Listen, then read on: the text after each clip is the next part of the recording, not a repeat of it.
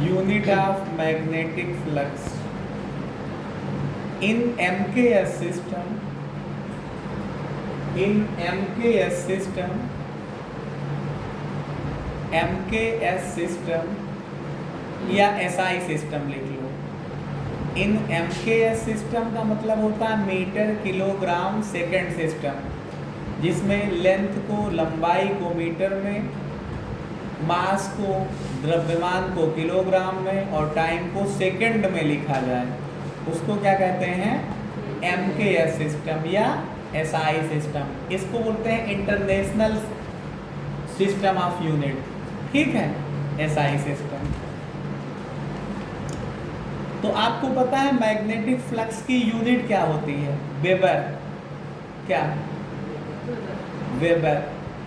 Weber लिखो।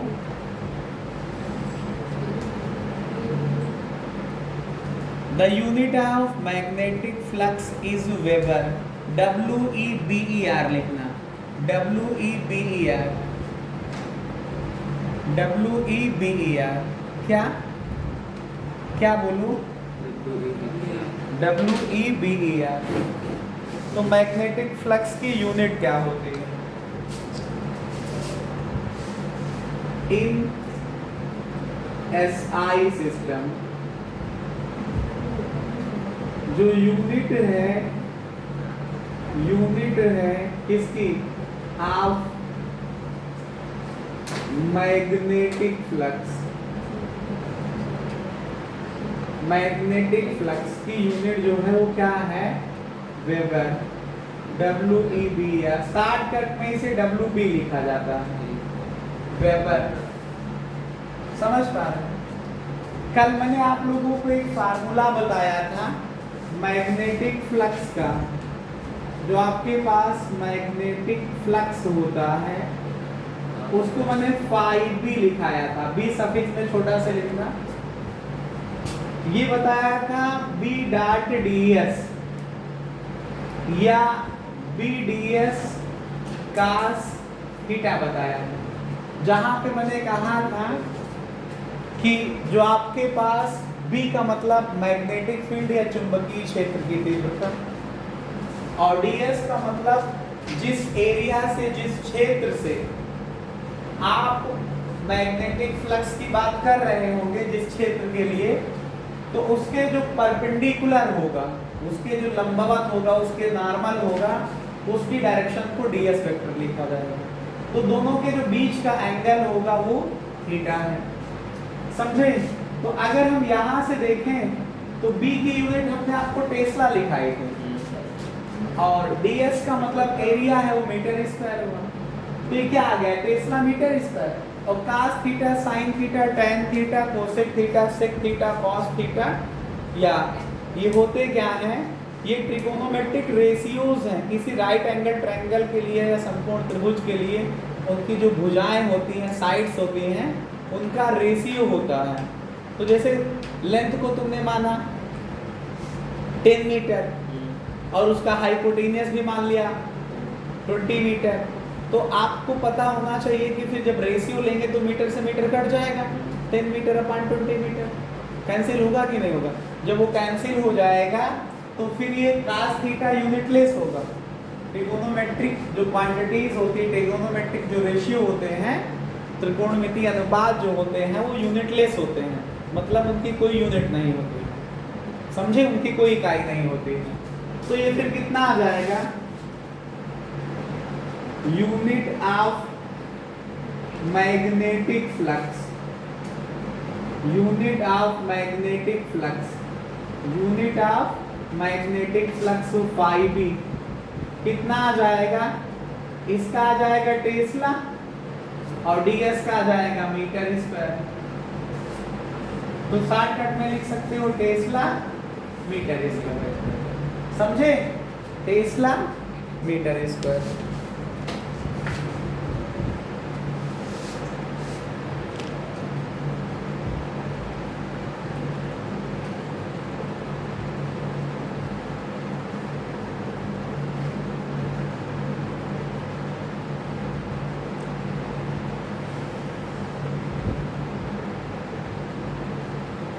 Tesla metre square.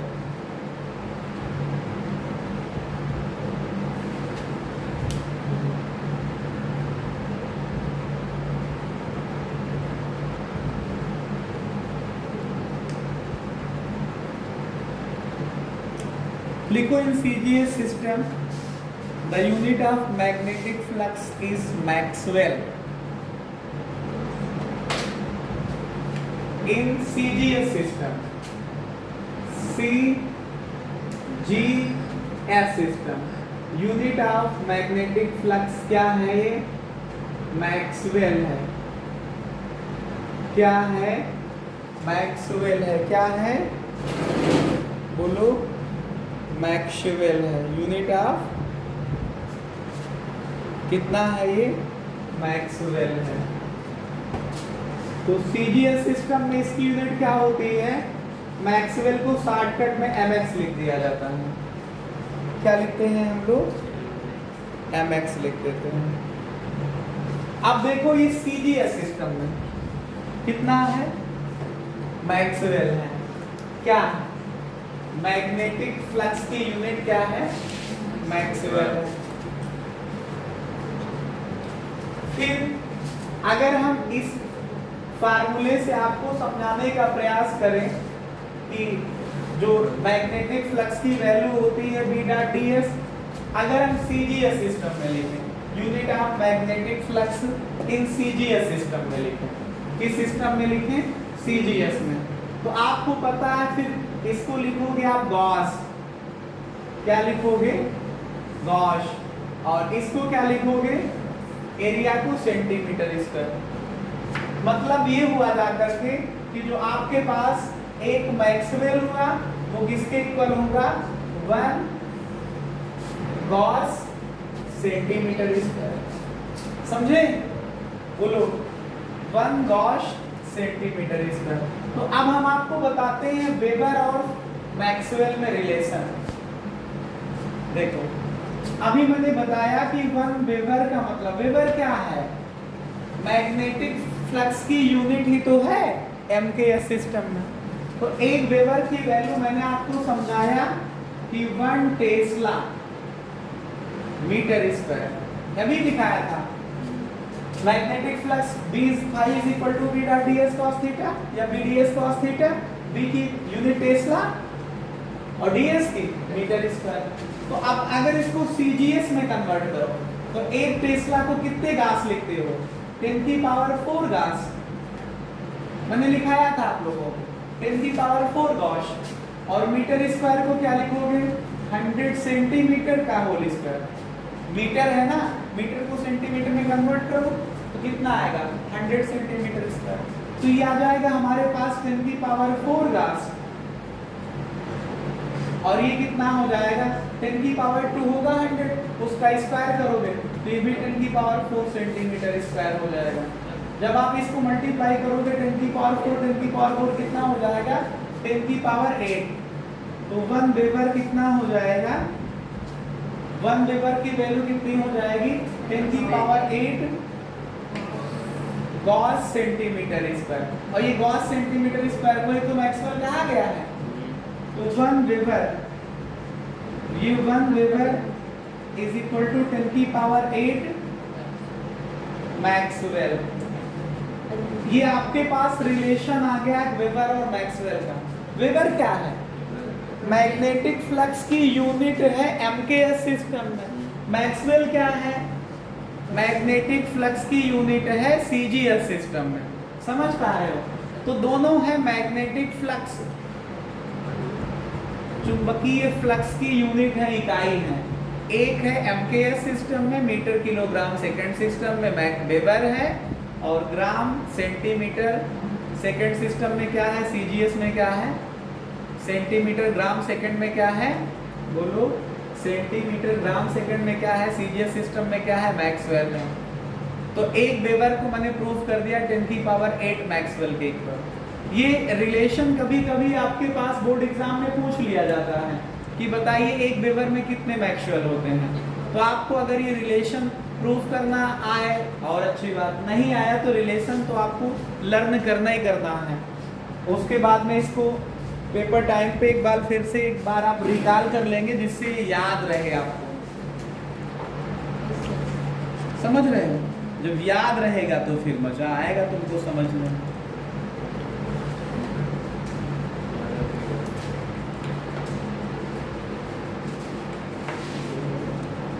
लिखो Faraday's law of electromagnetic induction. अगला टॉपिक क्या है? Faraday's law in electromagnetic induction.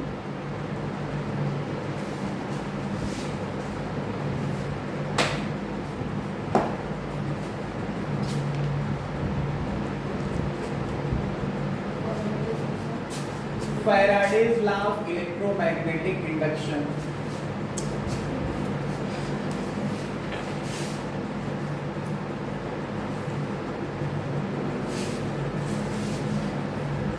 Faraday's law of electromagnetic induction.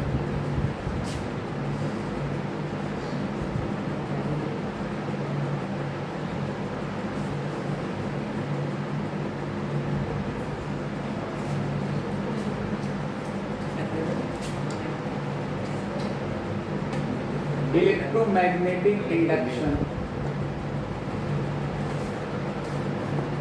Faraday's laws of electromagnetic induction. इसका first law हम लोग पढ़ते हैं पहले।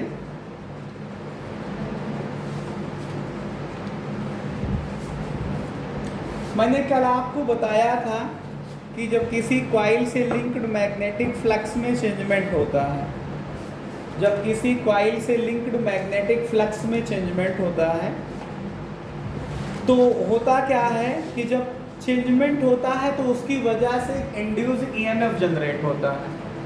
उसी इंड्यूस ईएमएफ की वजह से इंड्यूस करंट प्रोड्यूस होती है। फिर हमने आपको बताया था कि इलेक्ट्रोमैग्नेटिक इंडक्शन जो है, हेलो, मैंने आपको बताया था कि जो आपके पास इंड्यूस्ड इलेक्ट्रोमोटिव फोर्स है, इलेक्ट्रोमैग्नेटिक इंडक्शन में जो इंड्यूस्ड इलेक्ट्रोमोटिव फोर्स है, ये तभी तक रहेगा जब तक मैग्नेटिक फ्लक्स में चेंजमेंट होगा। बताया था लास्ट टॉपिक पे, मैं आपको बता चुका हूँ। क्या बता चुका हूँ?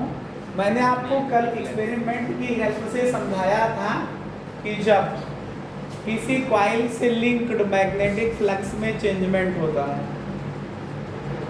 तो उस चेंजमेंट की वजह से एक इलेक्ट्रोमोटिव फोर्स जनरेट होता है। क्लास 12th में इसका ब्रॉड टॉपिक आपको और अच्छे से समझाया जाएगा। अभी आप इसको थ्योरेटिकल वे में ही रखिए कि जब किसी कॉइल से लिंक्ड मैग्नेटिक फ्लक्स में चेंजमेंट होता है तो उसकी वजह से एक इंड्यूस्ड इलेक्ट्रोमोटिव फोर्स प्रोड्यूस होता है। जो इंड्यूस्ड इलेक्ट्रोमोटिव फोर्स की वैल्यू जो होती है वो तभी तक रहेगी जब तक मैग्नेटिक फ्लक्स में चेंजमेंट होता रहेगा। अगला पॉइंट मैंने आपको ये बताया था कि जो इलेक्ट्रोमोटिव फोर्स की वैल्यू होती है, इलेक्ट्रोमोटिव फोर्स की वैल्यू होती है जो किसी इंड्यूस्ड ईएमएफ की जो वैल्यू होती है, जो किसी कॉइल से लिंक्ड होगा जाकर के, तो उसकी वैल्यू होती क्या है? इलेक्ट्रोमोटिव फोर्स जो होता है वो directly proportional to the rate of change of magnetic flux के होता है। क्या बोलो? Directly proportional to the rate of change of magnetic flux. मतलब इलेक्ट्रोमोटिव फोर्स E की जो वैल्यू है वो डायरेक्टली प्रोपोर्शनल है किसका? Rate of change of magnetic flux, rate of change of magnetic flux. किसी का भी चेंजमेंट अगर टाइम के साथ लिया जाए तो उसको रेट कहा जाता है। रेट ऑफ चेंज ऑफ किसका है? ये मैग्नेटिक फ्लक्स। जो ये E की वैल्यू होती है, डायरेक्टली प्रोपोर्शनल का साइन हटाओगे तो एक कांस्टेंट आएगा और ये क्या आएगा? इसको delta phi upon delta t लिखा जा सकता है।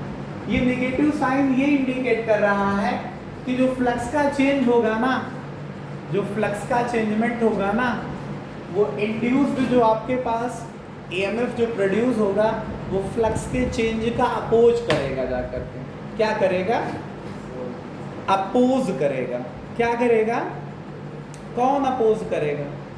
किसी कॉइल में जो इंड्यूस्ड ईएमएफ प्रोड्यूस होगा, कॉइल से लिंक्ड मैग्नेटिक फ्लक्स में होने वाले चेंज को अपोज करेगा। इस वजह से माइनस का साइन लगाया गया है। और के क्या है हमारे पास यहाँ पे? प्रोपोर्शनलिटी कांस्टेंट, समानुपातीय नियतांक है, प्रोपोर्शनलिटी कांस्टेंट है। ठीक है, तो लिख सकते हैं आप लोग मेरे साथ, लिखो on the basis of the Faraday's experiment, on the basis of the Faraday's experiment,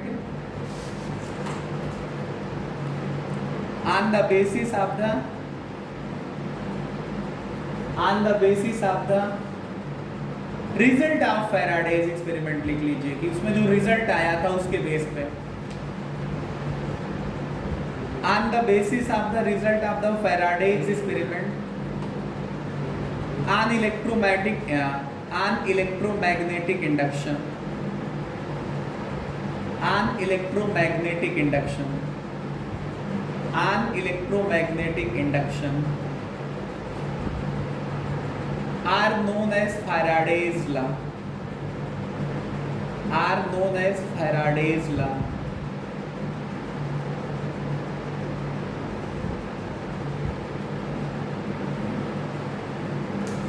Are known as Faraday's law.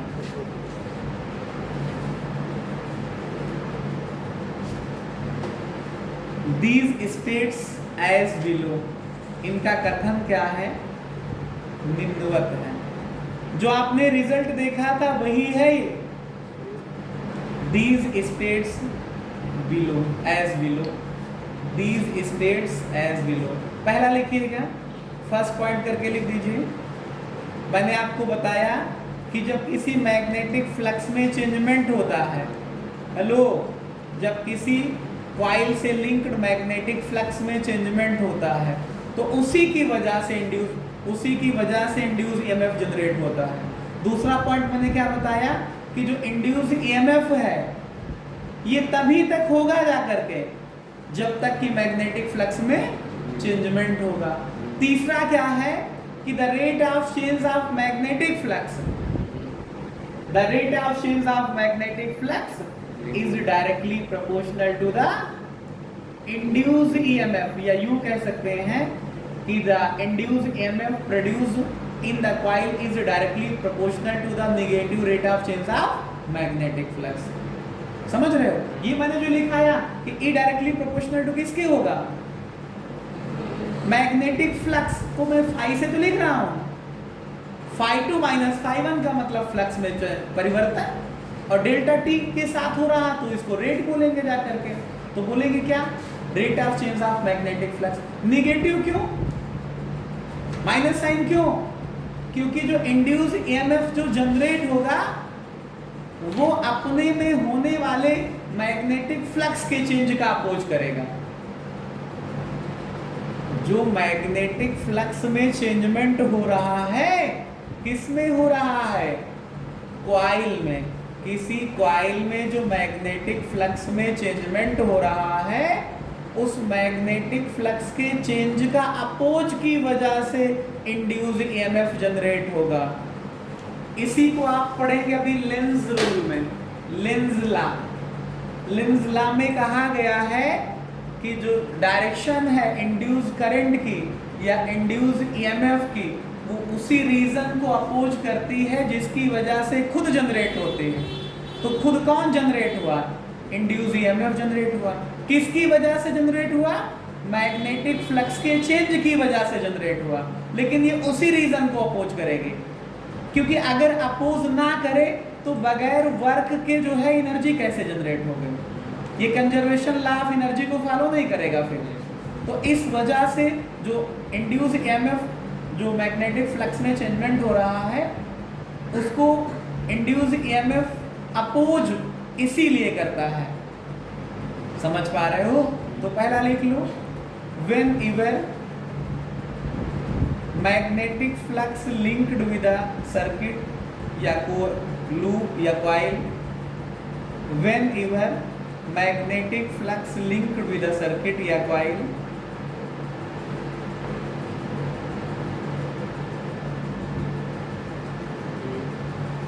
changes induced EMF is produced,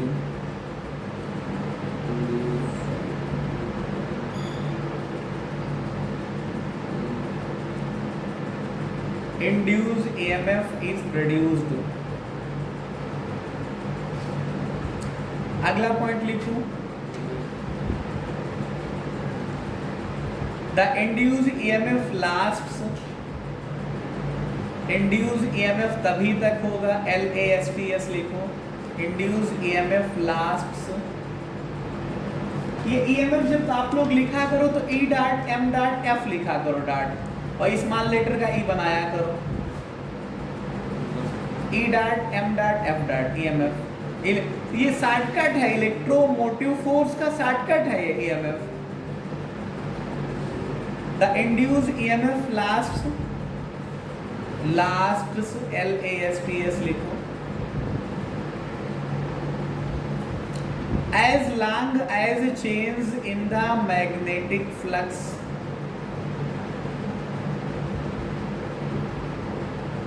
as long as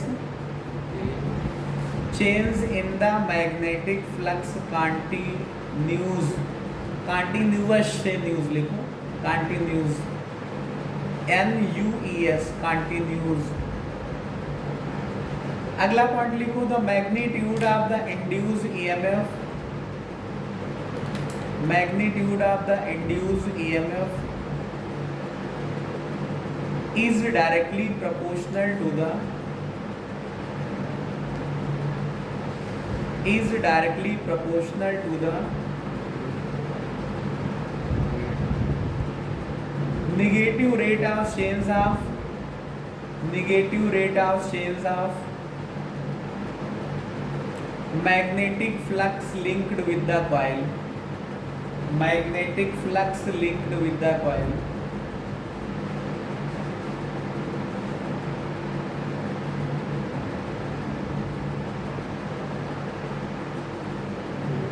coil या सर्किट या लूप, ऑब्लिक करके जो लिखना हो लिख लीजिए।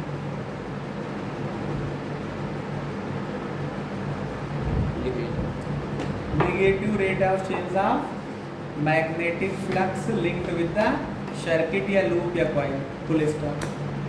यही आपके पास फैराडे लॉ है, ठीक है। फैराडे के लॉ में आपने क्या सीखा, मैंने आपको ये 3 दिन से बताता चला आ रहा हूँ लगातार, कि जो मैग्नेटिक फ्लक्स है, किसी क्वाइल से लिंक्ड मैग्नेटिक फ्लक्स है, अगर उसमें चेंजमेंट होगा तो उसकी वजह से इंड्यूस्ड EMF जनरेट हो जाएगा। फिर मैंने कहा था एक्सपेरिमेंट की हेल्प से, फैराडे के एक्सपेरिमेंट जब मैंने आपको समझाए थे तो मैंने कहा था कि देखिए जब तक ये चेंजमेंट होगा तभी तक इंड्यूस्ड EMF जनरेट रहेगा। फिर आपने देखा कि जो इसकी वैल्यू होगी, जाकर के तीसरे पॉइंट पे आपने समझा कि जो इसकी वैल्यू होगी, किसकी, इंड्यूस्ड इलेक्ट्रोमोटिव फोर्स की जो वैल्यू होगी वो डायरेक्टली प्रोपोर्शनल होगा किसके, negative rate of change of magnetic flux linked with the coil. लिखो, late phi1 and phi2 are the magnetic flux, phi1 and phi2 are the, phi1 and phi2, जैसे phi लिखते हो नीचे suffix में 1 लिख दो। ये जो मैंने लिखाया है ये इसके पहले late phi1 and phi2 are the, क्या है, मैग्नेटिक फ्लक्स,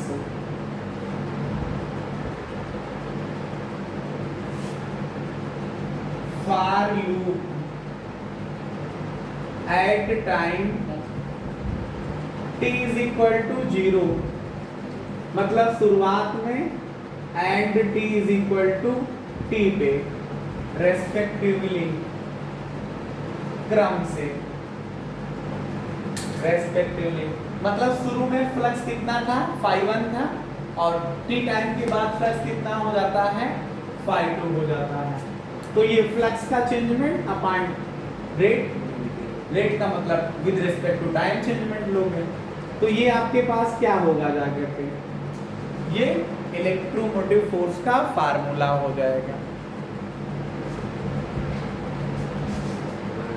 और निगेटिव साइन क्या इंडिकेट कर रहा है, कॉइल में होने वाले फ्लक्स का इलेक्ट्रोमोटिव फोर्स क्या होगा, अपोज करेगा जाकर। एंड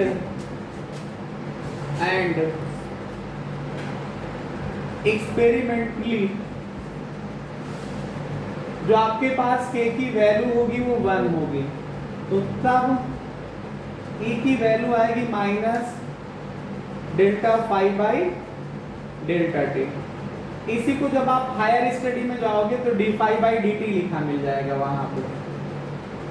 ठीक है, ये होता है केवल चेंजमेंट है, ये है इंस्टेंटेनियस चेंजमेंट। ये जो डी फाई है, डी का मतलब भी डिफरेंस है, लेकिन कैसा डिफरेंस है?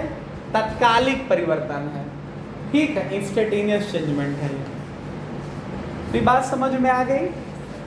बोलो। आपको अब करना है लेंज लॉ के बारे में। कौन सा लॉ? Lenz law. फैराडे के बाद हम पढ़ते हैं लेंज रूल के बारे में।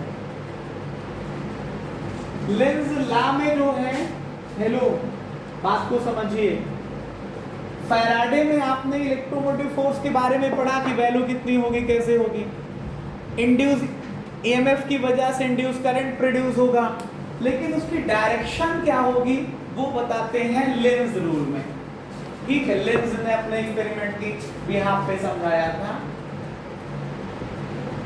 Lenz law. लेंस मत पढ़ना इसको, LENZ ऐसा है, Lenz law.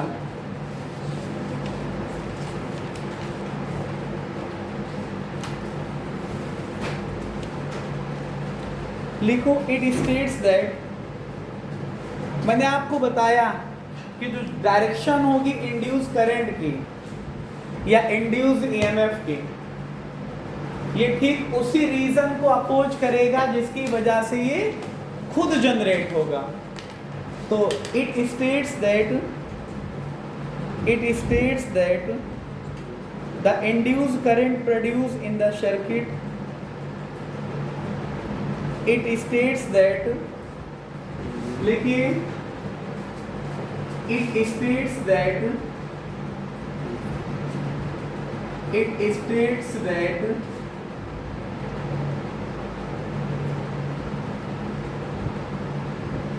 induced current produced in the loop या सर्किट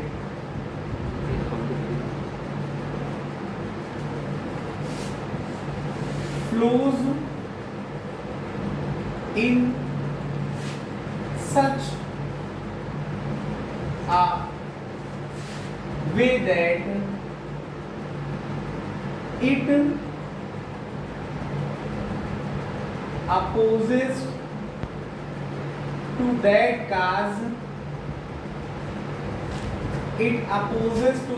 cause,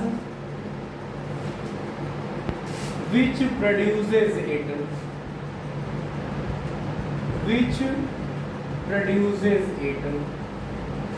मतलब है ये कि लेंज लॉ का स्टेटमेंट क्या है? जो इंड्यूस ईएमएफ की वजह से इंड्यूस करंट होगी किसी भी क्लोज लूप या सर्किट में, ये उस रीजन को अपोज करेगी। करंट की डायरेक्शन इस तरह से होगी कि ये उस रीजन का अपोज करेगी जिसकी वजह से ये खुद प्रोड्यूस हुई है। तो खुद किसकी वजह से प्रोड्यूस हुई? कॉइल से लिंक्ड मैग्नेटिक फ्लक्स में चेंजमेंट की वजह से। तो उस चेंजमेंट का ये अपोज करेगी। चेंजमेंट का अपोज करने का मतलब ये कि अगर कॉइल में फ्लक्स घट रहा होगा तो करंट की डायरेक्शन इस तरह से होगी कि फ्लक्स को बढ़ाने का प्रयास करेगी, और अगर कॉइल में फ्लक्स बढ़ रहा होगा तो करंट की डायरेक्शन इस तरह से होगी जाकर के कि ये बढ़ाने का अपोज करेगी, मतलब घटाने का प्रयास करेगी। बात समझे?